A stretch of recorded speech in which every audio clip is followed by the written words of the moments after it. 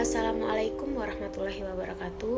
Perkenalkan, nama saya Anissa Azmi Rahman dengan nomor BP 1910251017 dari kelas Proteksi B, yaitu pengantar bakteriologi tumbuhan.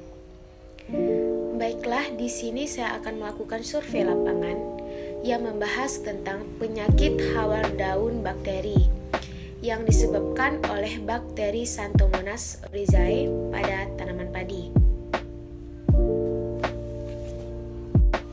Penyakit hawar daun bakteri ini merupakan salah satu penyakit padi utama yang tersebar di berbagai ekosistem padi, terutama pada negara Indonesia. Penyakit ini disebabkan oleh bakteri Xanthomonas oryzae atau biasanya disebut dengan XOO. Patogen ini dapat menginfeksi tanaman padi pada semua fase pertumbuhan, mulai dari persemaian hingga sampai menjelang panen.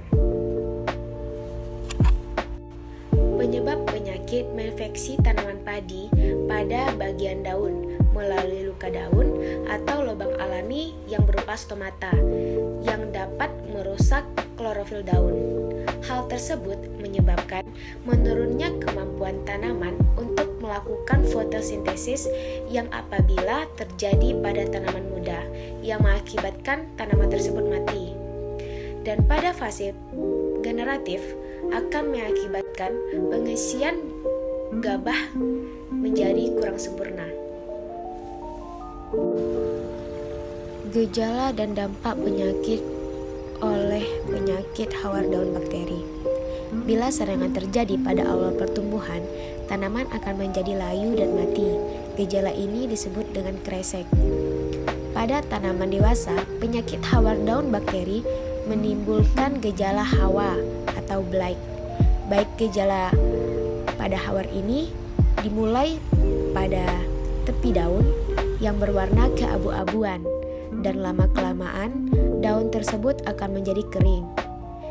Bila serangan terjadi pada saat berbunga, proses pengisian gabah menjadi tidak sempurna, yang menyebabkan gabah tidak terisi penuh atau bahkan hampa.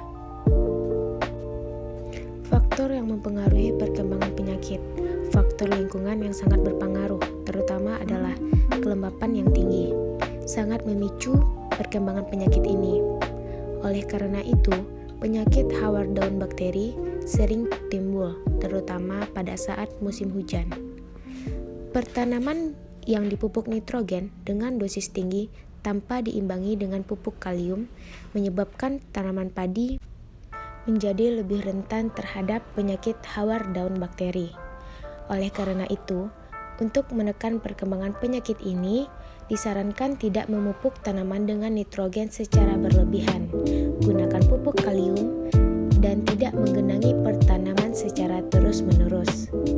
Sebaiknya, pengairan dilakukan secara berselang.